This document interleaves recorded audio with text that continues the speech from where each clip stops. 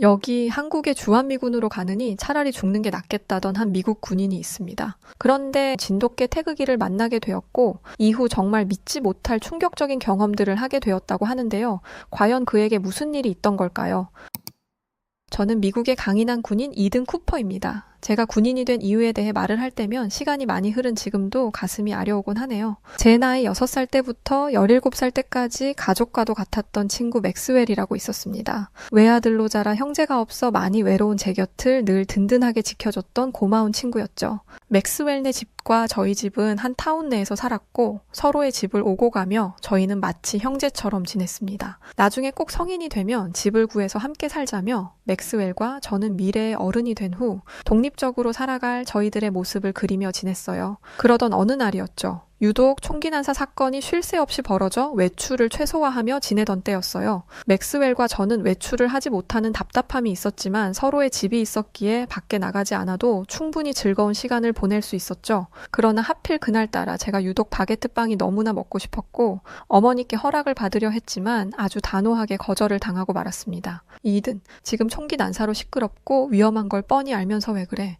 내일 오전에 엄마가 사다 줄 테니 그때 먹도록 해. 어린애도 아니고 그 정도는 참을 수 있잖아. 너희들이 밖에 나가지도 못하고 학교 끝나고 내내 집안에 갇혀 있으니 답답한 건 알지만 너희의 안전만큼 중요한 건 이 세상에 없는 거야. 알겠지? 총기 난사가 지금 벌어지고 있는 것도 아니고 다른 친구들은 밖에 돌아다니고 있던데 저희도 잠깐 나갔다 올게요. 그것도 안 돼요? 한밤중도 아닌데 뭐 어때요? 어머니는 아주 단호하게 거절을 하셨고 전 그런 어머니께 토라져 맥스웰을 두고 집으로 가버렸어요. 이런 제가 마음에 걸렸던 착한 맥스웰은 홀로 제가 좋아하는 그 빵집에 가서 빵을 사오다 그만 변을 당하고 말았죠.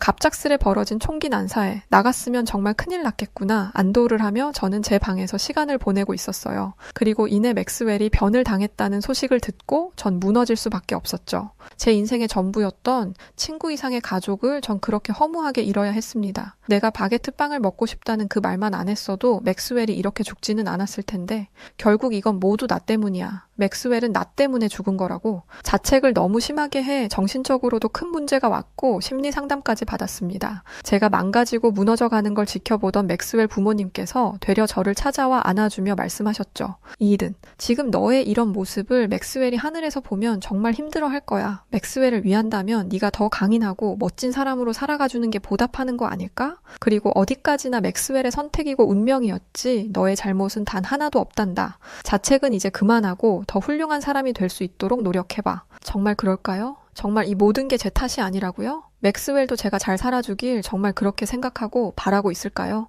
맥스웰의 부모님, 저희 부모님, 그리고 심리상담 등의 도움을 받아 저는 겨우 다시금 일어설 수 있었어요. 그리고 전 힘없고 죄 없는 사람들에게 무자비하게 총기 난사를 하여 사건 사고를 일으키는 그들은 앞으로도 계속해서 있을 거라 생각했죠. 그래서 처음에는 경찰이라는 직업을 택할까 생각했지만 더 강인한 군인을 선택하게 되었습니다. 앞으로의 남은 제 인생은 약한 사람들을 제 한 몸을 대신해 보호하며 그렇게 살 것이라 다짐을 했죠. 그렇게 군인으로 살게 된 저는 비교적 정신이 맑아지기 시작했어요. 물론 군인으로 살아가는 하루하루는 결코 쉬운 일은 아니었습니다. 기본 군사훈련 및 전문 기술훈련, 연합훈련 등 다양한 훈련은 기본적으로 해야 했으며 이 외에도 전쟁 및 군사작전을 수행하고 특수작전 수행 등 나라를 위한 다양한 임무를 수행해야 하는 엄중한 위치에 있었죠. 전 제게 이런 자격이 부여된다는 것 자체가 아주 좋았습니다. 가끔 맥스웰이 떠올라 눈물이 차오를 때면 오히려 전 더 제 자신을 혹독하게 훈련시키고 강인하게 만들었어요. 그리고 혼잣말로 중얼거리곤 했죠. 솔직히 이 정도면 나 진짜 강인하게 잘 살고 있는 거 맞지? 혹시 내가 너를 떠올리며 눈물을 흘리지 않아서 서운한 건 아니지? 맥스웰, 너는 영원히 정말 영원히 가슴속에 품고 있다는 거 잊지 말고 앞으로도 날 그 위에서 잘 지켜봐줘. 날 혼자 두지 마. 그렇게 혼잣말로 하늘에 있는 제 형제인 맥스웰과 대화를 나누고 나면 마음이 한결 가벼워지곤 했습니다. 군인이라는 직업에 대한 만족도가 매우 높았던 저는 실제로 상부에 대한 평도 좋았어요. 이드는 정말 기대주야. 체력도 좋고 전략적이고 말이야. 이번 특수작전 수행하는 거 보고 심히 감탄했어. 아주 고위험 임무였는데 아주 깔끔하게 마무리하는 모습이 인상적이었어. 감사합니다. 기대 저버리지 않도록 더욱 발전하겠습니다. 기대에 부응한다는 것이 때로는 버거울 때도 있었지만 전 그 맛에 힘을 느끼며 살았습니다. 그러던 어느 날 청천벽력 같은 소리가 들려왔어요. 상부에서 명을 내릴 것이 있다며 저를 따로 호출했고 전 당연히 좋은 소식이라 생각하며 기쁜 마음으로 달려갔습니다. 그런데 제가 들은 말은 너무도 충격적이라 인정을 할 수가 없었죠. 이든에게 기회를 주려고 하거든. 주한미군으로 넘어가서 생활하도록 해. 새로운 전장에서 새로운 도전을 하면 더 높은 성과가 있을 거야. 이미 배치는 끝났고 준비하도록 해. 정말 마른 하늘의 날벼락 같은 소리였습니다. 다른 곳도 아니고 한국같이 형편없는 국가에 가서 군 생활을 해야 한다는 것 자체에 저는 좌절하고야 말았어요. 이미 제가 주한미군으로 배치가 끝났다는 말씀이십니까? 전 지금처럼 미국에서 군인으로 있고 싶습니다. 한국으로는 가고 싶지 않습니다. 상부 명령을 어기겠다는 소리로 간주해도 괜찮나? 죽어도 가기 싫었던 한국이라 제 속마음을 고백했지만 상부의 명을 어길 수 없는 저는 한낱 군인이었습니다. 결국 선택권은 전혀 없었고 전 상부 지시대로 움직여 한국으로 가야 했죠. 강인한 군인으로서의 그 정신으로 이곳 미국에서 지냈던 제 모든 세월이 한순간에 무너지는 기분이 들었습니다. 당장 가족과 떨어져 지내야 한다는 심적인 부담감도 컸으며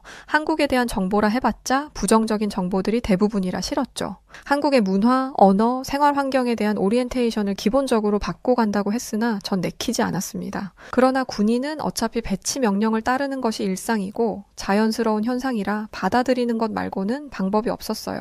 제 속을 모르는 동료는 이런 말을 하기도 했습니다. 이든, 주한미군으로 배치받았다며 정말 축하해. 상부에서 널 굉장히 높게 평가하더니 결국 이런 좋은 결과가 있구나. 군사적으로 중요한 임무를 내려주는 거잖아. 부럽다, 정말. 어때? 자부심 좀 느껴져? 자부심은 무슨? 난 정말 한국으로 넘어가는 게 죽기보다 싫은걸. 형편없는 국가에 가서 군인으로 산다고 생각하니 벌써 치가 떨린다고 나는. 상부명이라서 복종할 수밖에 없는 이 현실도 정말 거지 같고 열받아. 내 군인 인생에 있어서 가장 화가 나는 순간이라고 지금이. 동료는 진심 어린 축하를 해줬으나 제가 열을 내자 무척이나 당황한 눈치였어요. 실제로 절반의 동료는 축하를 해줬고 또 다른 절반의 동료는 한국을 싫어하는 제 마음을 이해해줬죠. 지금 이든 놀리는 거 아니지? 한국으로 가는 게 무슨 축하야, 축하는. 그야말로 좌천이지 뭐. 혹시 상부에 뭐 실수한 거 있는지 잘 생각해봐. 평소에 평가도 좋았는데 오죽하면 널 한국으로 좌천 보내겠어. 어쩌니 힘내라 이든.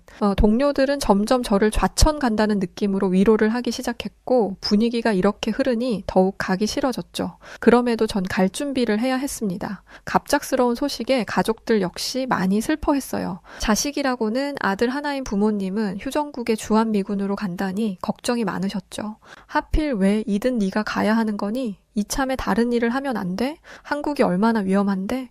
아직도 북한이 기습적으로 계속 공격하고 있잖아. 그러다 전쟁이라도 나거나 사고라도 터지면 어떡해? 꼭 가야 하는 거야? 가족들의 걱정, 그리고 제 스스로도 발길이 떨어지지 않았지만 전 그렇게 한국으로 떠나왔습니다. 미국에 비하면 정말 후진 모습일 거라 생각해서 기대조차 안 했어요. 그런데 한국에 도착했을 때 생각보다 체계화된 모습에 많이 놀랐습니다. 한국은 마치 최신 기술이 생활 속에 스며든 나라였죠. QR코드 결제, 카카오 택시, 음식 주문, 무인 가게 등 모든 게 모바일로 해결이 가능했고 로봇 카페나 AI 서비스 등이 다양하게 스며들어 있었습니다. 이 외에도 인터넷 속도 자체가 미국과 비교를 할 수 없을 정도로 빠르고 무료 와이파이 서비스는 공공장소에 늘 있었어요. 신기한 건 24시간 내내 편의점, 카페, 음식점, 술집, 노래방, 독서실 등 모든 게 열려 있어 24시간 움직일 수 있는 나라였죠. 더군다나 한국의 보안은 세계 최강 수준이라 늦은 새벽에 혼자 걸어 다녀도 안전하고 지갑, 핸드폰 등 소지품을 두고 자리를 비워도 소매치기 당하는 일이 아예 없었습니다.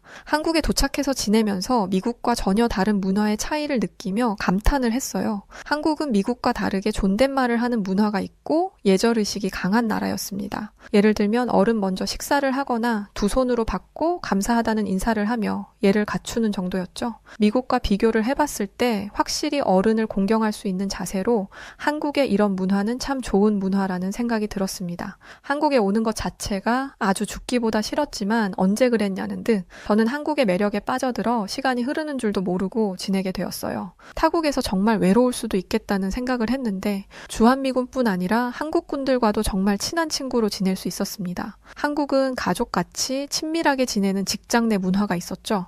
그렇다 보니 주한미군들을 알뜰살뜰 챙기며 맛있는 맛집도 데려가지고 함께 시간을 보내며 저희들은 모두 한 동료가 될 수 있었어요. 늘 얼굴을 보면 이런 질문을 했습니다. 이든 밥 먹었어? 이든 저녁 같이 먹을래? 한국인들은 신기하게도 밥 하나로 대화를 모두 이어가기도 했어요. 밥심으로 산다고 하긴 하나 밥 먹었냐 혹은 밥을 같이 먹자는 말로 그들의 친밀도를 알 수 있었죠. 저 말이 곧 저와 시간을 보내고 싶다는 말이라는 것을 한국 문화에 적응하며 저도 알 수 있었습니다. 생각보다 전 한국에서 지내는 시간들이 정말 좋았어요. 맥스웰을 떠나보낸 후 제 마음에 품은 진정한 친구는 단 한 명도 없었는데 이곳 한국에 와서 그런 진정한 친구들이 하나둘 생기기 시작했죠. 점점 한국에 적응하며 주한미군으로 복무를 하면서 전 군견이던 진돗개 태극이를 만나게 되었습니다. 애초에 진돗개라는 견종 자체를 처음 들어봤던 터라 태극이의 존재 자체를 전 무시했어요. 진돗개? 뭐 한국에만 있는 견종인 건가? 군견은 세퍼트가 최고지. 진돗개는 태어나서 처음 들어보는 견종인데 뭐지? 단순히 제가 진돗개라는 견종을 몰라서 무시했다기보다는 군견의 역할은 군인만큼이나 매우 중요하기에 무시를 했던 겁니다. 군견은 폭발물 및 마약 탐지, 수색 및 구조, 경계 및 침입자 차단, 공격 및 제압 등의 특수 임무를 수행하는 역할을 하죠. 이렇게 중요한 역할을 하는 군견을 세퍼트도 아닌 들어본 적도 없는 진돗개로 소개를 하다니 한국의 군사 수준을 의심하게 되었습니다. 군견은 애초에 지능도 높고 체력이 뛰어나야 하며 훈련 능력이 좋은 견종을 선택해야 하죠. 그렇기에 제가 누차 반복해 말하는 저먼 세퍼드, 벨지안 말리노이, 레브라도 리트리버, 스프링어 스페니얼이 대표적인 군견으로 활동을 합니다. 그나마 한국의 문화와 동료들의 마음을 열어 주한미군으로서의 생활에 조금의 희망이 생겼었는데 태극이를 만난 후 다시금 수준을 의심하게 되었어요. 다들 태극이를 높게 평가하곤 했지만 전 존재 자체를 거부하고 무시했습니다. 그러던 어느 날 야외 훈련을 하고 있었죠. 지형이 순탄치 않고 절벽이 있어 추락 위험도가 있기에 높은 집중도가 필요한 훈련을 하게 되었습니다. 워낙 훈련에서 늘 높은 평가를 받았기에 전 평소와 같이 훈련에 임했어요. 그런데 생각보다 동료들이 제 속도를 따라오지 못했고 기다려주고 함께 하려다 보니 저 역시 제 기존의 속도에서 어긋나며 스텝이 꼬였습니다. 정말 순식간에 벌어진 일이었죠. 뒤처진 동료들을 본다고 가던 길을 멈춰서 몸을 뒤로 돌리는 순간 산 절벽에서 발을 헛디뎌 그대로 추락하게 되었습니다. 떨어지는 그 찰나의 순간에 전 비명조차 지르지 못했고 가족들의 얼굴 그리고 맥스웰의 얼굴이 떠올랐어요. 아, 내가 결국은 이렇게 가는구나. 바로 그때 풍덩하고 물속으로 빠졌고 체중이 실려 물 아래로 한참을 내려갔죠. 순간 여기서 어떻게든 올라가야 산다는 그 생각에 전 정신을 차리고 빛이 보이는 곳으로 몸에 힘을 풀고 쭉 올라갔습니다. 그렇게 겨우 수면 위로 얼굴을 내밀었고 헤엄을 치려 했지만 다리에 극심한 통증이 느껴졌어요. 아무리 헤엄을 치려 해도 다리는 부러져 움직일 수가 없었고 움직일수록 통증이 더해져 힘겨웠죠. 다리를 멋대로 움직이질 못하니 점점 물을 먹기 시작하고 전 불안감에 빠졌습니다. 심지어 물살이 꽤 있는 편이라 이대로 중심을 잡지 못하면 그대로 떠내려 가게 되는 아주 급박한 상황이었어요. 그나마 큰 바위 같은 것 하나에 겨우 다리 한쪽을 걸고 간신히 버티고 있는 상황이었고 힘이 빠지거나 물살에 휩쓸리면 전 그대로 죽을 목숨이었죠. 이든 조금만 버텨. 조금만 힘내. 정신 똑바로 차려 알겠지? 동료들은 저를 구하겠다고 다급하게 절벽을 돌아 내려오고 있었지만 내려오는 것조차 쉽지 않았습니다. 말 그대로 고른 길이 아닌 절벽을 아슬아슬하게 타고 내려오는 것이라 동료들의 안전상의 문제도 있었고 속도를 낼 수가 없었죠. 그렇게 내려오는 동료들의 모습이 눈에 보였지만 전 버티기가 점점 힘겨워졌어요. 물은 계속해서 먹고 있었고 물살이 것에 가까스로 바위에 걸고 있던 한쪽 다리에 쥐가 나기 직전이었죠. 못 버티겠어. 이제 힘이 빠진다고. 물살에 휩쓸려 내려갈 것 같아. 난 이제 못 버티겠어. 가족한테 연락 꼭 해줘. 우리 부모님께 말이야. 이대로 죽는다고 생각하니 정말 두려웠어요. 설상가상 공포에 질려 눈물까지 하염없이 흘러내리기 시작하니 시야 확보도 어렵고 이제는 제 스스로가 포기하고 물살에 휩쓸려 가는 것 말고는 방법이 없겠구나 싶었습니다. 바로 그때였죠. 군견이었던 진돗개 태극이가 쏜살같이 달려와 제 군복을 강하게 물고 저를 끌어당기기 시작했습니다. 태극이는 끝까지 물고 있는 제 군복을 결코 놓지 않았고 동료들이 도착하고 동료들의 손이 닿고 나서야 태극이는 저를 놔줬어요. 그러면서도 한참 동안 짖으며 이 상황을 지켜보고 있었고 생사가 오가는 이 와중에 전 그런 태극이에게 눈을 한시도 떼지 못했습니다. 그렇게 겨우 구사일생한 저는 바닥에 누워 유독 파란 하늘을 바라보는데 태극이가 제 곁으로 와 손으로 제 뺨을 만져줬죠. 그 손길이 마치 사라져서 정말 고맙다는 표현인 것 같아서 울컥했어요. 결국 태극이가 제 목숨을 살린 것이었죠. 태극이가 달려와 저를 강하게 물고 있지 않았다면 전 그대로 물살에 휩쓸려 흔들려 시신도 찾지 못한 채 그대로 죽었을 겁니다. 전 그런 태극기를 만져주며 말했어요. 고마워, 정말 고맙고 너무 미안해. 네가 이렇게 대단한 군견인데 내가 너를 무시했구나. 정말 미안해. 전 이날 이후 태극이가 완전히 다르게 보였습니다. 태극이 역시 제가 본인을 싫어하는 걸 알고 예전에는 제게 다가오길 주저했는데 절 구해준 이후로는 제 곁에 와주곤 했죠. 그런 태극이에 대한 고마움과 미안함이 공존하던 저는 태극이를 더 챙겨주곤 했어요. 그리고 진돗개에 대해서 제대로 공부를 하기로 했습니다. 그렇게 알아본 진돗개는 대한민국 토종견으로 충성심이 매우 강해 주인과의 유대감이 깊고 명령을 잘 따른다고 했죠. 또한 지능이 높아 새로운 훈련을 빠르게 습득하고 문제 해결 능력도 뛰어나다고 했습니다. 경계심도 뛰어난 예리함을 갖추고 있어 낯선 사람이나 침입자를 즉시 감지하고 경고하며 민첩하고 아주 빠른 반응 속도를 지니고 있죠. 심지어 후각이 발달된 편이라 수색 및 탐지 임무에도 적합한 것이 바로 진돗개였습니다. 진돗개에 대해 알아볼수록 군견으로서의 태극이는 정말 적합했고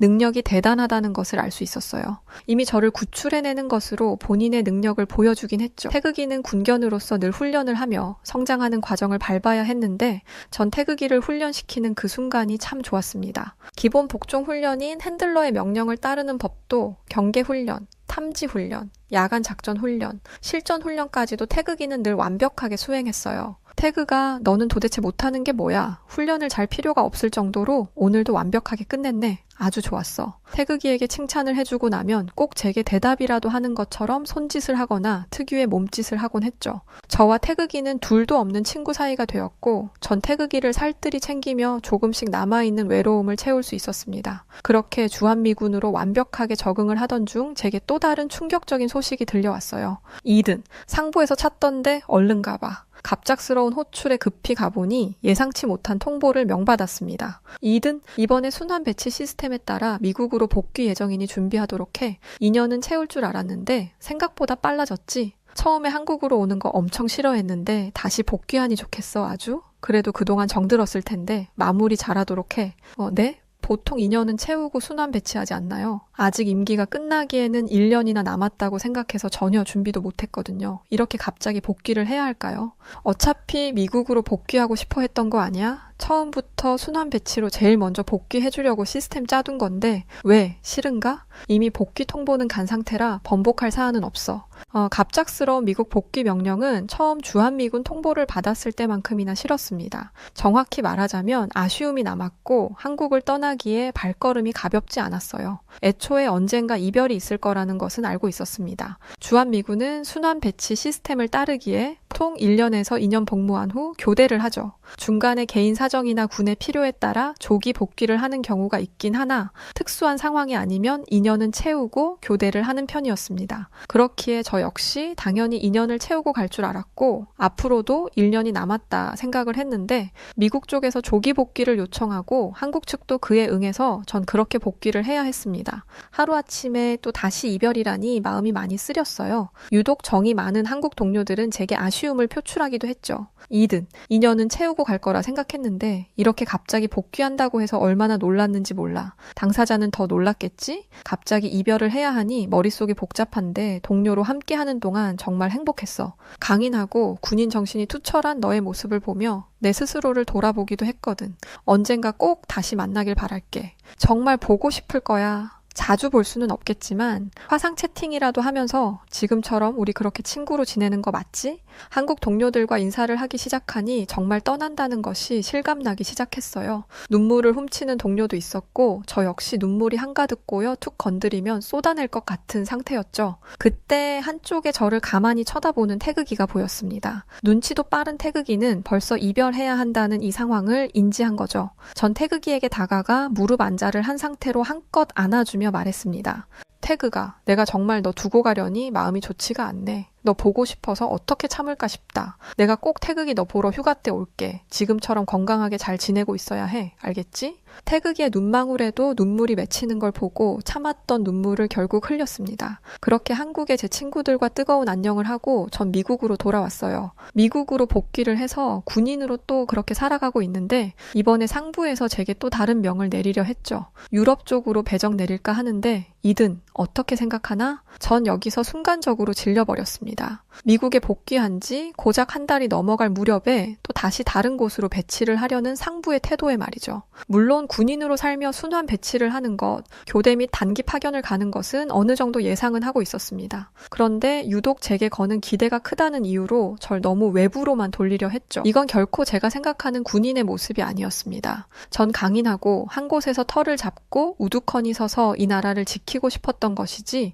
이곳저곳 마치 팔려다니듯 떠돌며 생활하고 싶었던 것이 아니었죠. 군인이라는 이 직업에 신물이 날 무렵 전 문득 맥스웰과 했던 우리의 미래를 그렸던 일이 떠올랐어요. 함께 살자는 그 미래와 자유롭게 여행을 다니며 그 나라들을 경험해보자던 그 약속 말이죠. 지금 아니면 정말 언제 할 수 있을까라는 아찔하고 다소 충동적인 생각이 스치던 저는 아주 과감한 결정을 했습니다. 저 이제 군인으로서 퇴역하겠습니다. 제 과감한 결정에 상부와 동료들은 아주 난리도 아니었지만 오히려 전 마음이 편했어요. 그렇게 크게 한번 딱 지르고 나서 전 자유를 찾게 되었습니다. 늘 규칙적인 생활 패턴으로 일상을 보내던 제가 늦잠도 자보고 어머니가 해주시는 밥을 먹고 간식도 먹으며 그렇게 마치 어린 시절로 돌아간 듯 살았어요.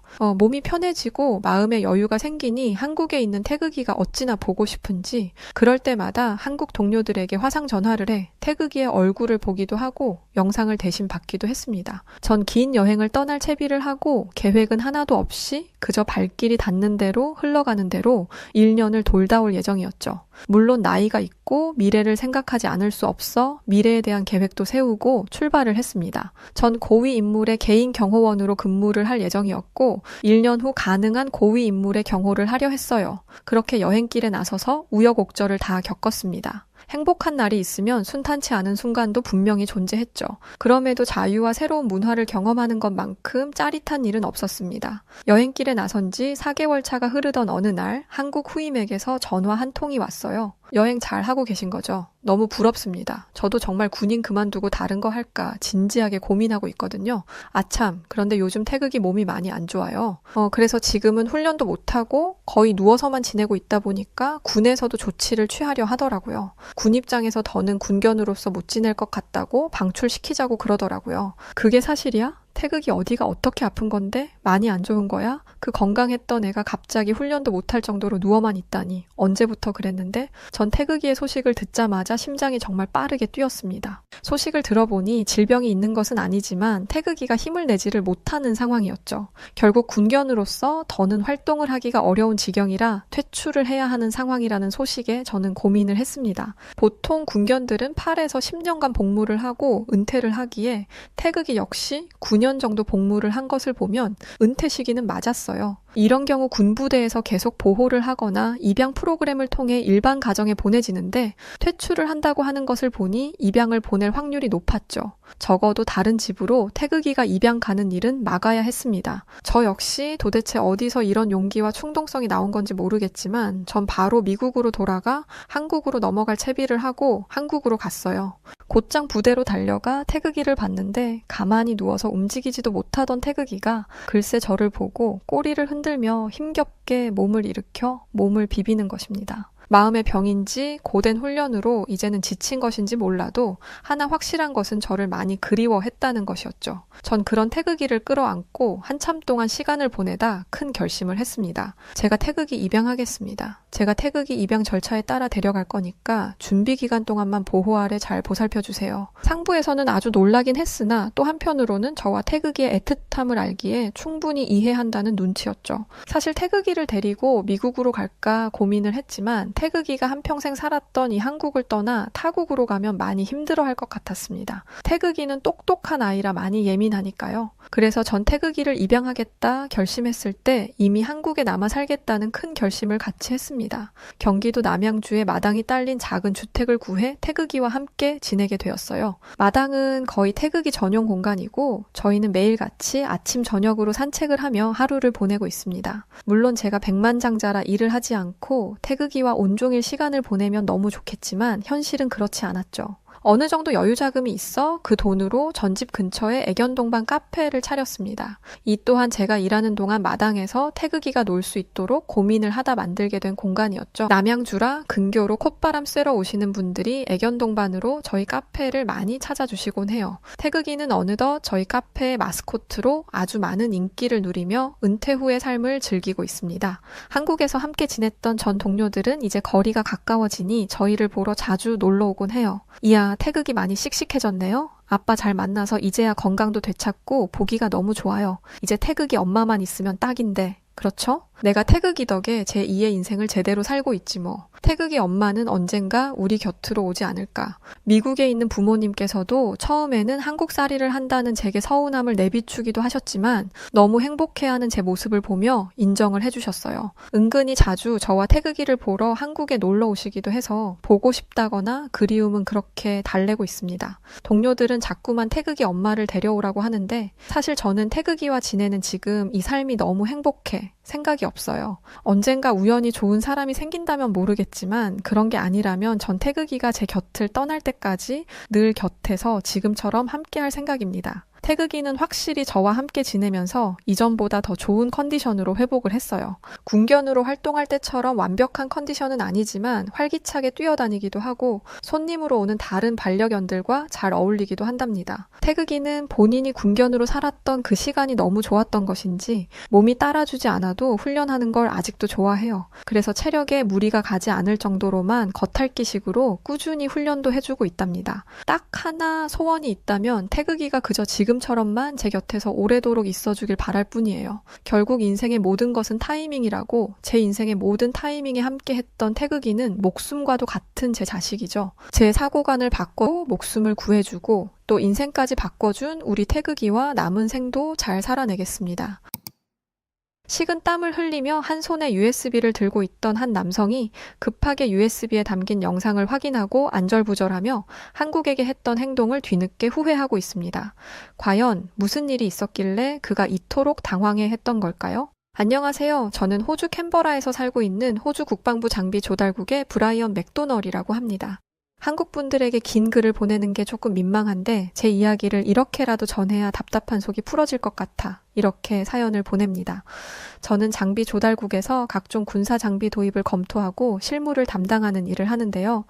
요즘 저희 사무실에는 한숨만 가득합니다. 이 사연을 쓰는 오늘 아침도 마찬가지였어요. 캐나다 해군 한국 조선소 방문 80조 원 규모 잠수함 도입 긍정 검토.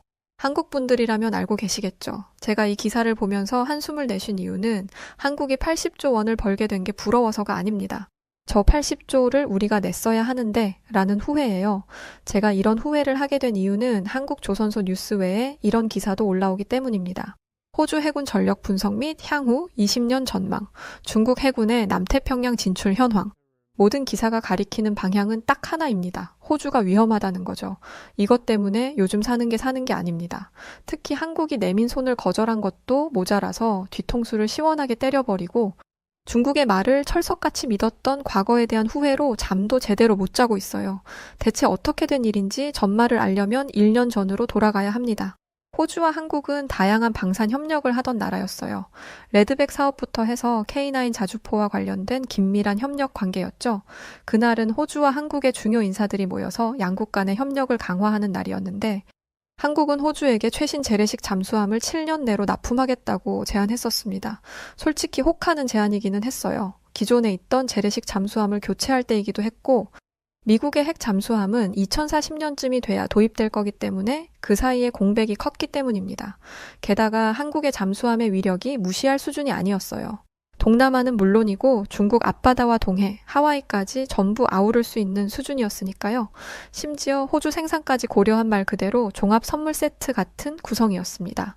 그런데 호주는 이런 한국의 제안을 아주 가볍게 무시했어요. 이때 저희 안에서도 여러 가지 말이 많았는데 저는 한국의 제안을 거부해도 된다는 쪽이었습니다.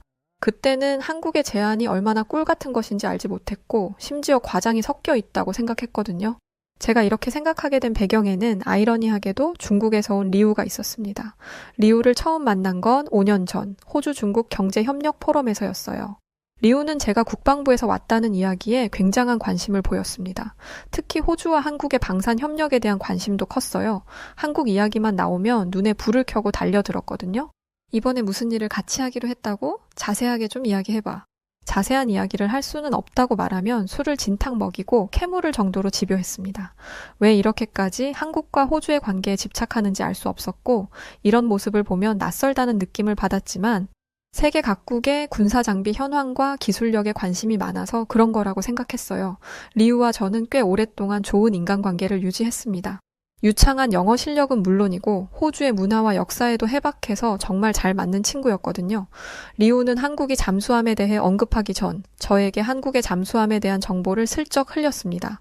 한국의 잠수함이 독일에게 밀렸다고 하네. 언제쯤 독일을 따라잡을 수 있을지. 전차는 비등비등하게 올라왔다고는 하는데 잠수함은 리우는 평소에도 다양한 나라의 무기를 두고 이야기하는 경우가 많아서 그러려니 했습니다. 그런데 똑같은 얘기를 반복해서 듣다 보면 그 얘기가 사실인 것처럼 느껴져요. 뭐랄까, 세뇌되는 것처럼 말이죠. 저도 모르는 사이에 한국은 전차와 미사일이나 좀 만들지 잠수함 만드는 능력은 현저히 떨어진다고 생각하게 되었습니다. 실제로 한국은 유럽연합 국가들과의 경쟁에서 종종 밀리고는 했으니까요. 한국이 호주에게 잠수함을 제안하기 몇 개월 전부터 이러고 있었으니 한국의 제안에 부정적인 생각을 하게 되는 것도 어찌 보면 당연한 일이었습니다. 저는 리우를 진짜 친구라고 생각했기 때문에 일상적인 이야기를 편하게 하고는 했어요. 그래서 이런 제안을 받았다는 소식을 가볍게 전했죠. 그런데 리우가 평소의 밝은 표정과 달리 조금 심각한 표정을 지었습니다. 브라이언, 그거 좀 위험하지 않아? 나도 중국에서 왔지만 아시아 국가의 방산 제한은 조심해야 할 필요가 있는 것 같아. 특히 잠수함 같은 전략 무기는 더욱 그렇고 한국 잠수함이 유럽의 기술력에 밀린다는 건 내가 알려줘서 너도 알고 있잖아. 유럽의 검증된 기술력을 두고 왜 모험을 하려고 하는 거야? 저는 대답했어요. 우리는 한국이랑 지금까지 가깝게 지냈잖아. 의리 같은 것도 있고.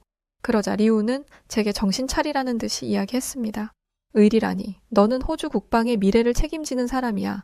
이런 결정은 감정에 휘둘리면 안 돼. 검증되지 않은 기술에 의존했다가 피해 입으면 한국이 책임지겠어? 왜인지 모르게 설득이 되는 이야기였어요. 그리고 제 마음을 완전히 돌리게 만든 건 뒤에 이어진 말이었습니다. 그리고 정치적인 부분도 생각해야지. 너는 장비 조달에 특화되어 있으니까 생각을 못하는 것 같은데 말이야. 호주는 전통적으로 영연방 국가들이랑 협력해왔어. 한국과의 관계도 있지만 영연방 국가들과의 관계가 더 오래된 거지. 그리고 네가 적으로 돌려야 하는 존재가 있다면 영연방 국가보다는 한국이 낫지 않겠어? 들으면 들을수록 그럴싸한 이야기더라고요. 리우 말대로 영국이나 프랑스, 독일처럼 검증된 나라들과 거래하는 것이 맞겠다는 생각이 들었습니다. 다음 날 또 한 번 열린 회의에서는 다른 의견도 나왔어요. 미국의 핵 추진 잠수함 도입 계획이 있는데 뭐하러 재래식 잠수함을 또 마련하냐는 거였죠. 저는 역시 리우의 생각이 맞았다고 생각하면서 한국의 제안을 거절하는데 표를 던졌습니다. 그리고 한국 제안에 대해 부정적인 보고서를 작성하기도 했어요. 어차피 필요 없다. 굳이 잠수함을 하나 더 확보하는 건 세금 낭비다. 라는 식으로 말입니다. 그런데 이렇게 강하게 나오면서도 걱정됐던 부분이 있어요. 한국이 강력하게 항의를 하면 어떻게 하냐는 거였죠. 한국 입장에서는 뒤통수 맞았다고 느낄 수 있으니까요. 저는 만약 그렇게 나온다면 배째라는 식으로 대응하기로 했습니다. 솔직히 말해서 한국 대신 영연방 국가를 선택한다고 하면 한국도 수긍할 수밖에 없으리라 생각했어요. 영연방 국가들이랑 비교했을 때 한국의 수준이 떨어진다는 걸 양심이 있다면 그들도 알 것이라는 판단과 함께요. 그런데 그런 제 판단은 완전히 잘못된 것이었고 불과 1년이라는 시간에 땅을 치고 후회하는 상황이 벌어지고 말았습니다. 호주의 상황을 잘 모르는 분들을 위해서 설명을 하기에 앞서 이것부터 짚고 넘어갈게요. 리우 그놈은 사기꾼의 배신자 그 자체였습니다.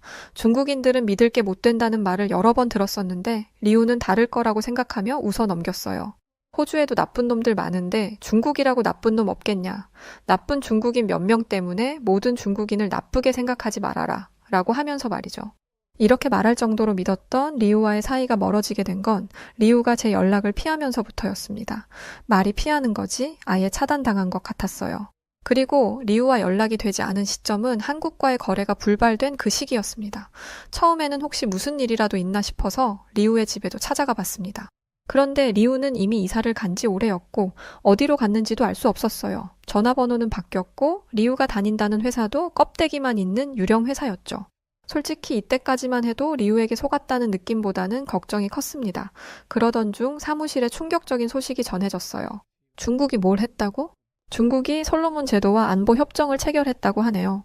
순간 등줄기에 땀이 흘러나오는 것이 느껴졌습니다. 솔로몬 제도는 호주 앞바다와 다름없습니다. 그런데 그런 곳과 안보 협정을 체결하다니, 만약 그곳에 중국 해군 기지가 건설된다면 중국의 군사시설은 호주의 지척으로 와닿게 됩니다. 한국 분들이라면 대응책을 얼른 세워서 대적할 만한 기지를 세워라 라는 이야기를 해볼 수 있겠죠. 그만한 무기도 있고 기술도 있고 제작도 가능하니까요. 그런데 호주는 아닙니다. 현재 전력에 공백이 있고 이 공백을 메꾸기 위해서 기다렸던 게 미국의 핵 잠수함이었어요. 그런데 문제는 이 핵 잠수함을 받을 수 있는 게 2040년 즈음이라는 겁니다. 방산거래의 특성상 기한을 맞출 거라는 기대도 하지 않아요.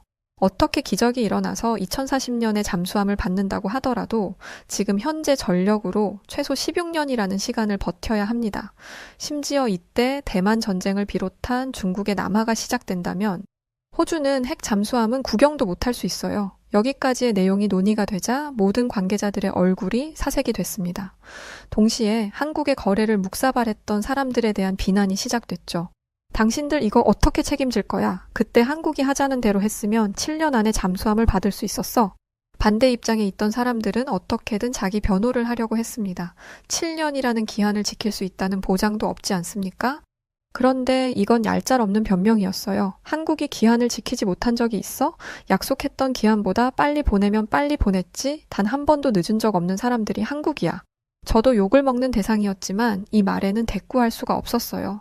호주에게 필요한 재래식 디젤 잠수함을 약속한 시기에 납품할 수 있는 나라는 오직 한국뿐이라는 걸 알고 있었기 때문이었죠. 하지만 할 말이 남아 있었습니다. 분명히 한국의 잠수함 제작 능력은 형편없다고 들었으니까요. 그래서 어차피 한국과의 거래는 불발됐고 당장 필요한 건 일본이나 독일에게서 수입하면 되지 않겠냐는 의견을 내면 모든 것이 해결될 거라고 생각했습니다. 여러분 진정하세요. 오히려 좋은 일일지도 모릅니다. 한국과 섣불리 거래를 안 한 덕에 한국보다 더 뛰어난 기술을 가진 나라와 거래를 할 수 있게 된 거잖아요. 그런데 이 말을 하자마자 사무실의 분위기가 싸해졌습니다. 숨막히는 정적이 흘렀고 누군가 입을 열었습니다. 저게 지금 무슨 소리야? 제가 상상한 반응과 전혀 다른 분위기에 당황스러웠습니다. 설마 몰랐던 건가 싶어서 리우에게 들었던 이야기를 고스란히 전해주었어요. 더불어 영연방 국가들과 손을 잡는 것이 우리에게는 더 이득일 거라는 말도 덧붙였죠. 그런데 말을 하면 할수록 분위기는 악화됐습니다. 당신 전문가 맞아? 어디서 이상한 찌라시를 주워 듣고 와서 헛소리를 하는 거야? 한국의 잠수함 제조 기술이 형편없다니. 설마 이렇게 생각해서 한국 잠수함을 들이는데 반대한 건 아니겠지? 제 상사는 이 말을 하고는 서랍에서 서류를 하나 꺼내 저에게 던지듯 전해주며 사무실을 나갔습니다. 뭔가 해서 봤는데 기밀 보고서 표시가 되어 있더라고요. 저는 서류를 조심스럽게 열어봤는데 서류를 보고 정말 기절할 뻔했습니다. 그 내용은 한국의 도산 안창호급 잠수함에 대해 다루고 있었어요. 충격적인 내용이 줄줄이 이어졌습니다. 도산 안창호급 잠수함이 미 해군과의 연합훈련 중 항공모함 전단을 상대로 한 모의전에서 놀라운 성과를 거뒀다는 내용이 담겨 있었거든요. 한국의 잠수함이 완벽하게 항공모함 전단의 방어막을 뚫고 들어가서 항공모함을 공격 사거리 안에 가뒀다고 합니다. 운이라고 할 수가 없는 게 여러 차례나 성공했다고 했죠. 동시에 미국이 원래 한국의 잠수함 기술에 큰 관심을 기울이고 있다는 자료도 함께 포함되어 있었습니다. 보고서는 여기서 그치지 않았어요. 저는 한국이 독일의 기술을 도입해서 배웠다는 건 알고 있었어요. 그런데 한국이 독일을 앞지른 지 오래라는 건 알지 못했습니다. 그런데 저를 정말 큰 충격에 빠뜨렸던 건 보고서 안에 담겨있던 USB 속 영상이었습니다. 그 영상은 SLBM의 위력을 담은 내용이었는데요. 제가 알기로 SLBM은 한국이 호주에 제안했던 잠수함에 장착될 수중 발사기였어요. 그때는 한국의 기술력에 관심도 없이 거짓된 말에 휘둘려 관심이 없었는데 거대한 물기둥과 함께 바다에서 치솟는 미사일의 영상을 보니 후회가 몰려왔습니다. 한 번이라도 제대로 알아봤다면 이 위력을 모르고 지나가지는 않았을 텐데 그런데 SLBM을 알면 알수록 후회는 걷잡을 수 없이 커져갔어요. SLBM은 현재 세계에서 단 8개국만이 보유한 최첨단 전략 무기입니다. 수중에서 발사되기 때문에 탐지가 거의 불가능하고 한 번 발사되면 막을 방법이 없다시피 하죠. 게다가 핵 추진 잠수함도 없이 SLBM을 발사한다는 건 거의 불가능에 가까운 일이었어요. 하지만 한국은 재래식 잠수함인 도산 안창호급에서 이 미사일 발사에 성공했습니다. 이 대단한 걸 호주에게 준다고 들이밀었던 건데 굴러들어 온 복을 던져버렸더라고요. 제가 과장했을 거라고 생각했던 한국 잠수함의 위력은 과장이 아닌 사실이었습니다. 저는 이제야 제가 무슨 짓을 저질렀었는지 깨달았고 떨리는 목소리를 애써 감추며 사람들에게 말했어요. 왜 그때는 말 안 하고 이제 와서 말하는 겁니까? 한국 잠수함을 부정적으로 이야기할 때 정정해 줬으면 좋았잖아요. 제가 잘못한 건 알았지만 차마 미안하다, 죄송하다 소리가 쉽게 안 나오더라고요. 그리고 솔직히 이게 온전히 제 탓이라고는 할 수 없었습니다. 저를 제외한 많은 호주의 관계자들이 입을 꾹 다물고 있었거든요. 그들이 입 다물고 있던 이유는 단 하나였습니다. 호주는 지리적으로 다른 나라들과 멀리 떨어져 있다 보니 안전할 거라는 생각 때문이었어요. 지금껏 평화롭게 살아왔으니 앞으로도 평화롭게 살 수 있으리라 생각했던 거죠. 위쪽에서는 전쟁이 아직도 치러지고 있는데 그걸 생각하지 못한 바보 같은 판단이었습니다. 당시에는 이런 의견도 있었어요. 핵 잠수함에 들어가는 비용이 너무 커서 한국산 잠수함 같은 거에 쓸 돈이 없다는 거였죠. 이런 상황이 생길 걸 알았으면 어떻게 해서든지 한국의 제안을 수락했어야 합니다. 심지어 한국이 먼저 우리에게 제안해 준 거잖아요. 호주는 한 치 앞도 모르고 여유롭게 유유자적하고 있는데 한국은 호주의 상황이 심상치 않다는 걸 미리 알고 너희 상황 안 좋으니까 미리 대비 좀 해라 라면서 다가온 것이었습니다. 아마도 한국은 호주보다 더한 정보력을 가지고 있는 것이 분명했습니다. 중국이 솔로몬 제도와 손을 잡으려고 한다는 것을 알았을지도요. 이걸 깨달은 이상 더 이상 머뭇거릴 수는 없었습니다. 지금 당장이라도 한국과의 자리를 만들어야 했어요. 염치도 없죠? 한국은 호주를 협력 국가라고 생각하고 있었는데 호주가 뒤통수를 친 거잖아요. 그런데 이제 와서 미안하다고 전에 했던 얘기 다시 해보자고 말하는 꼴이 부끄러웠습니다. 하지만 한편으로는 한국과 금방 관계를 회복하고 잠수함을 얻을 수 있을 거라고 생각했어요. 그런데 1년도 안 된 시간 동안 한국의 위상은 전과 180도 달라져 있었습니다. 아무리 만나보려고 노력을 해도 이미 줄 서 있는 사람들이 많아서 한국의 머리카락도 못 보겠더라고요. 심지어 저희가 믿고 의지했던 영연방 국가들마저도 한국과 거래하고자 온갖 좋은 조건을 내걸며 한국의 선택을 구걸하는 중이었어요. 위에서는 당장 한국이랑 거래를 성사해 오라고 하지. 동료들한테는 욕을 얻어먹고 있지. 뉴스에서는 호주의 안보가 위기라는 내용만 주야장천 나오고 있지. 스트레스 때문에 머리카락이 뭉텅이로 빠질 지경에 이르렀습니다. 40대에도 풍성한 머리숱이 저의 가장 큰 자랑이었는데 한순간에 모든 게 망가진 듯 했죠. 그러던 어느 날 꿈에서도 보고 싶었던 리우를 만나게 됐습니다. 그리워서? 친구로서 걱정된 마음에? 아뇨. 내 눈에 띄면 호주 앞바다에 던져버리겠다는 생각으로 리우와 마주치기를 꿈꾸고 있었어요.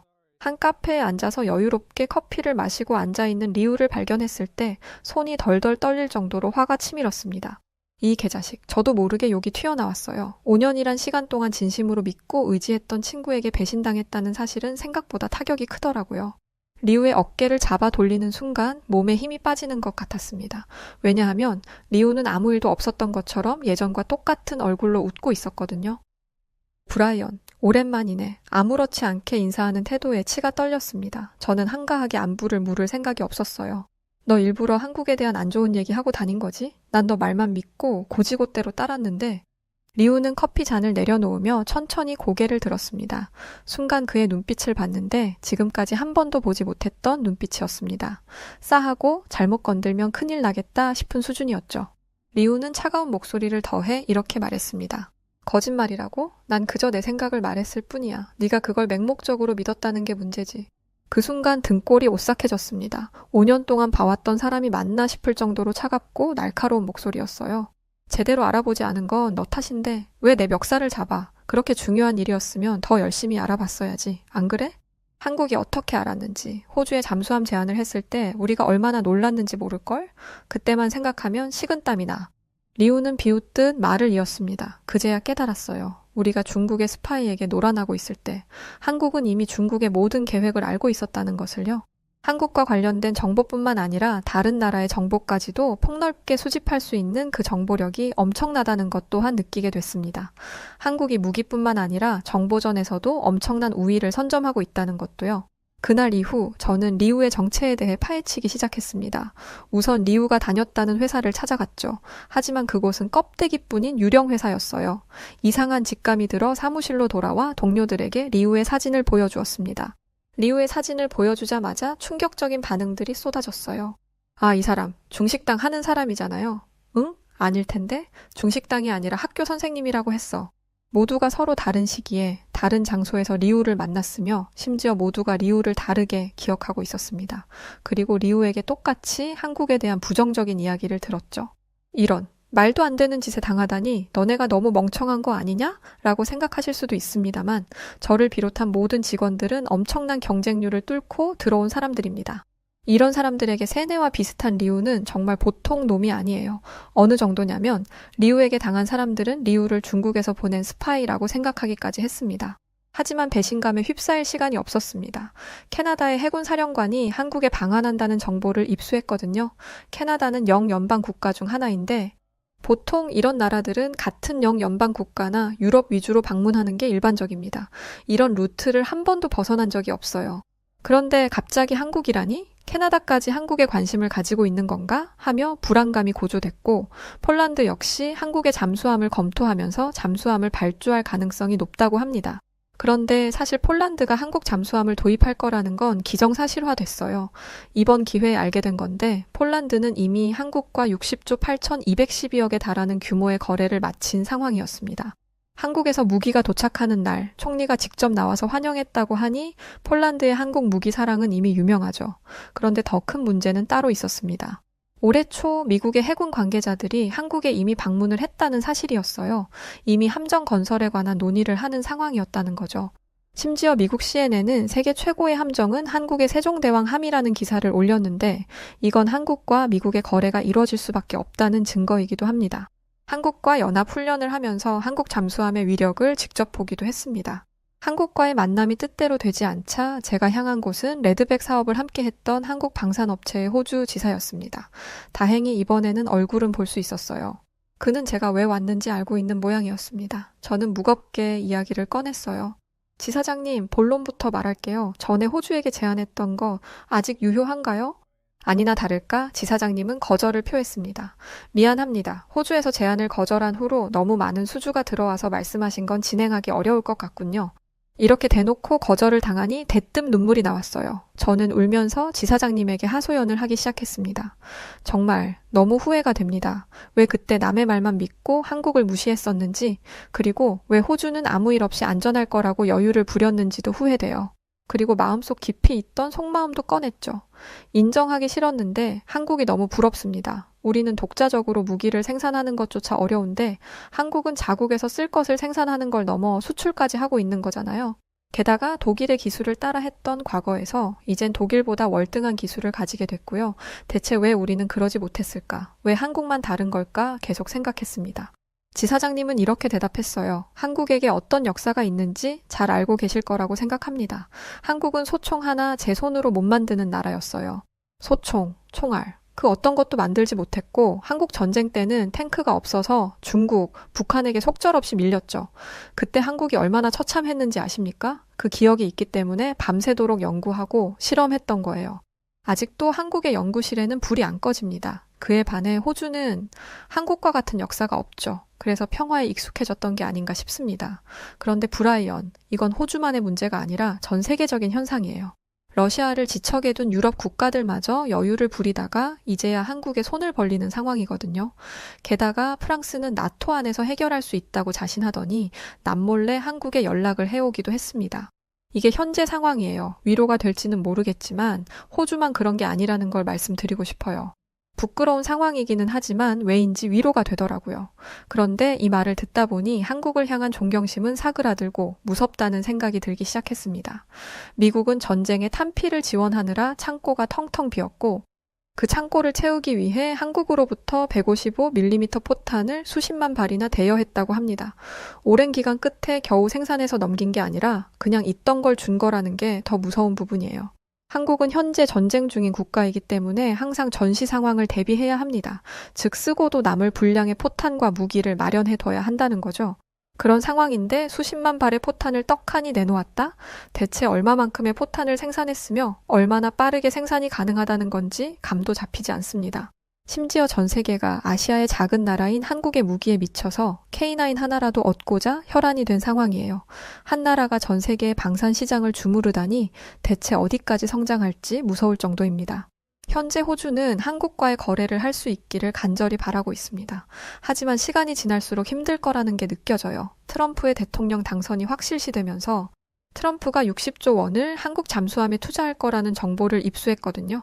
영연방 국가의 주축이 되는 미국이 한국을 선택했다고 하는데 앞으로도 경쟁은 더 심해지겠죠. 그래서 아쉬운 대로 일본을 주시하고 있는데 한국과 협력 관계였다 보니 아무리 봐도 부족한 것 투성이에요. 기술적인 부분이 부족한 건 당연한 거고 장인 정신이랍시고 납기일도 제대로 안 지키는 게 수도 없이 많다고 합니다.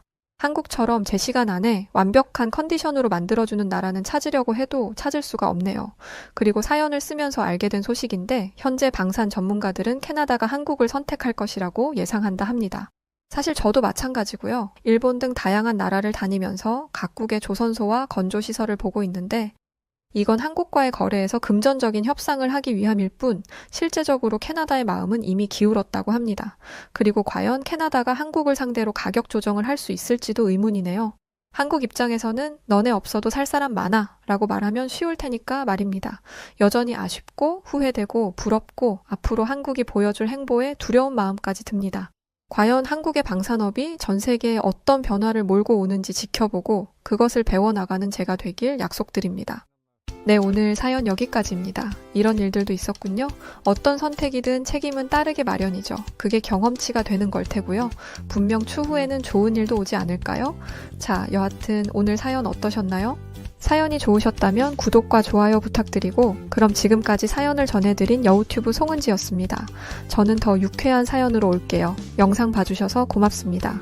그리고 언제나 감사드리고 항상 사랑합니다. 당신만의 여